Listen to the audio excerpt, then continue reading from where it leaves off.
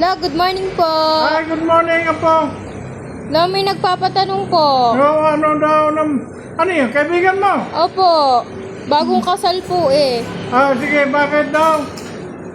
La, tanong nila kung dapat po bang pakisamahan ng kanilang biyanan? Biyanan. Opo. Sa mag-asawa po, ang mahirap makisama sa biyanan, yung babae, yung misis. Yung marami sa mga misis, gusto niyan doon sa kanyang magulang tumira. Hindi katulad ng lalaki na matik yung makisama doon sa kanyang biyanan.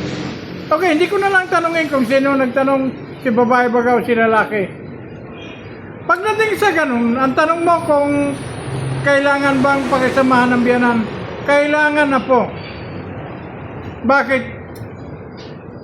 Kung wala ang iyong biyanan, wala rin yung iyong napangasawa.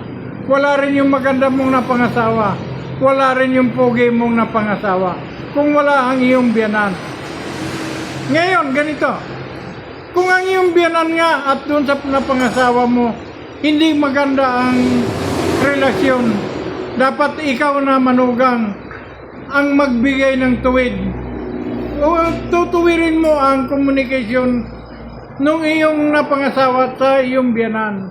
Dapat magiging daan ka na ang iyong napangasawa maging close siya dun sa kanyang magulang. Kaya yung tanong mo kung dapat pakisamahan, dapat na dapat.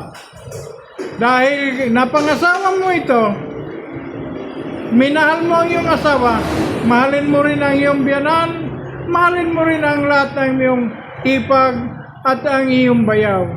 Pagmamahal bilang magkapatid, Apo. Hindi dapat yung ambiyanan mo ituturing mo ng iba, hindi dapat. Dapat bigyan mo ng kung ano yung ng asawa mo para mapupuri ka. Sa kultura talaga ng Pilipino, kailangan natin pakisama ng ating biyanan. Kahit sa mga simbahan. Dahil kung walang biyanan mo, wala kang puging asawa. Kung walang biyanan mo, wala kang magandang napangasawa. Yun lang po, kailangan. Yun lang.